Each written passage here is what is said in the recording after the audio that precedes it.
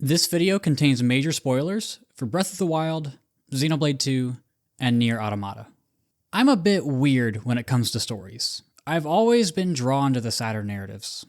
I enjoy lighthearted stuff for sure, but I find myself emotionally connecting with darker moments. It's something that my friends have joked about, always saying that I'm a bit of a masochist. But after some thought, I think I understand why I'm naturally drawn to these types of things. I feel like the writers understand me. They understand the pain that I've gone through, and that's why I love when games break their protagonist. I'm Ouroboros. Let's talk.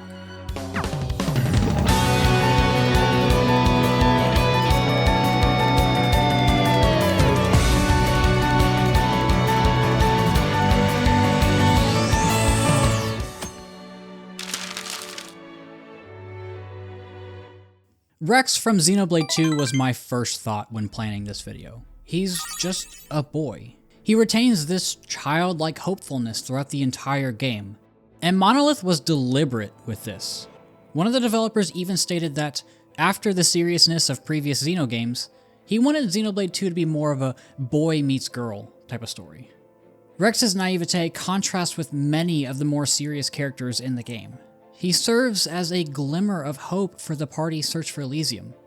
In one of my favorite moments in gaming, we see everything that Rex is come crashing down. Torna abducts Pyra and he frantically looks around the area. It's like he can't believe it. He's in shock. She was the only reason he's alive, and was the sole reason he was going to Elysium. Essentially, Pyra is his whole world, and now she's gone. But it wasn't just a simple parting. No, he lost her because of his own inability, and Jin calls him out on it. This is the only time that Rex's confidence has wavered, and you're probably 50 hours into the game at this point. Where Rex's childlike tendencies were viewed as hope and enthusiasm before, now it's viewed as inexperience, immaturity, and detrimental. What's more shocking is that in the face of Jin's overwhelming victory, Mithra is the one to rise against him, while Rex falters. The girl who was so unsure of herself, so afraid of her destructive powers, found the resolve when Rex didn't. It's an incredible cutscene, but it's not the highlight of this section. The powerful moment comes from the fallout. Rex has been asleep for days due to his injuries. When he finally awakes, he tells the party that he's done. He's going back home. Their beacon of hope that brought them all together has quit. He sounds so sad, so defeated. He's just a kid who was given immense power from the Aegis. By himself, he's nothing. The party tries to talk sense into him, but it's not a usual pep talk. Nia punches him and Brigid slaps him. Both of those are reminders that this is only a fraction of the pain that Pyra is going through. Ironically, the most emotional words come from a robot, Poppy. This doesn't really make much of a difference to Rex. He doesn't gain the resolve until the party finally learns of a third Aegis sword. Only then, after learning of this new opportunity, does Rex find a way to keep going. The scene at Anastasia's is one of my favorite moments in the series. It's a small, intimate scene. Every character is involved, and it feels like the game is finally taking advantage of Rex's growing hubris. It's weird to think about Zelda as the protagonist in Breath of the Wild, but honestly, the story is really about her. All of the cutscenes are about her journey, and Link is more of a vessel to view the story, rather than a character ingrained in it.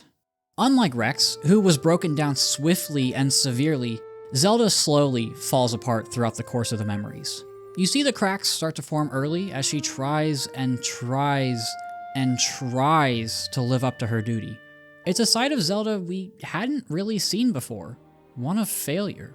There have been moments in the series where she's failed for sure, like her failure to protect the kingdom in Twilight Princess, but never has it been so blatantly, clearly, explicitly her fault. Zelda awakening to her powers is so vitally instrumental to defeat Calamity Ganon that her failure to do so results in the downfall of the entire kingdom. And she's well aware of this before the Great Calamity. She's well aware of her own shortcomings, and even the champions are well aware of how she feels. It's clear in the first memory that Link's natural success bothers her. Her hesitation and facial expressions are evidence of her jealousy. Link accepts his destiny without worry, and Zelda wants nothing to do with it. She just wants to live her life researching. This hesitance and self-doubt result in the death of everyone around her. We've seen it throughout the memories, but my favorite one is when she finally, brutally falls apart in Link's arms. This scene encompasses the story of Breath of the Wild so well. It's a somber story. Her story is a somber story. One of growing failure, one of calamity. Only after seeing Link endeavor to face certain death does she finally fill her shoes. All of the build-up to the relationship, especially the memory with the Yiga attack, culminates in this moment. They start off with a bit of an uneasy alliance, but Zelda grows to care for Link. So seeing literally the last person alive that she cares for throw away his life for her protection gives Zelda the push she needs. She becomes the glimmer of hope in the narrative, and Link, 100 years later, becomes the glimmer of hope in the gameplay. So we've seen Rex break down quickly in one fell swoop, and we've seen Zelda break slowly over the course of an entire narrative. Nier Automata is what happens when a character starts broken. Xenoblade 2 and Breath of the Wild have sad moments, but Automata is a devastating story from start to end.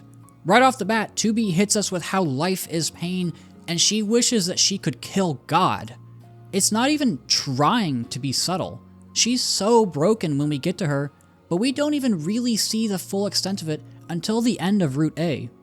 "It always ends like this" is one of my favorite lines in games because of what comes later. 2B has been forced to kill 9S over and over, and that's why she's so reluctant to get close to him. She knows how it's gonna end. Their blooming relationship is one of the best parts of the entire game, and she's so desperate not to get close to him. She's put up such a massive emotional wall as a coping mechanism to not get attached, and it never works. She's perpetually trapped in a never-ending spiral of life and death, attachment and severance. Once we learn why she does this, it recontextualizes every single interaction they've had. Even though there's been so much pain and despair, it seems like things are looking better at the beginning of Route C. The androids are launching a full assault on the machines to retake Earth, but it backfires. 2B's slow descent into death and her eventual acceptance of her love of 9S is heartbreaking. She was dealt an unwinnable hand over and over again. If most characters have to climb after falling into the valley of adversity, 2B starts in the valley and falls into hell. These three are just a few examples of how game devs are able to shape a character arc. And this isn't meant to be some kind of definitive list for games, let alone other forms of media. There are plenty of other ways you can break a protagonist, whether it's physically or mentally, quickly or slowly. Characters are usually given some sort of redemption post-break, but cutting that off is risky. It can be effective if executed correctly, like with 2B. Regardless, seeing a protagonist defeated, depressed, broken is so powerful. We love seeing them strong, but without conflict, we don't get these amazing stories. Thanks for watching.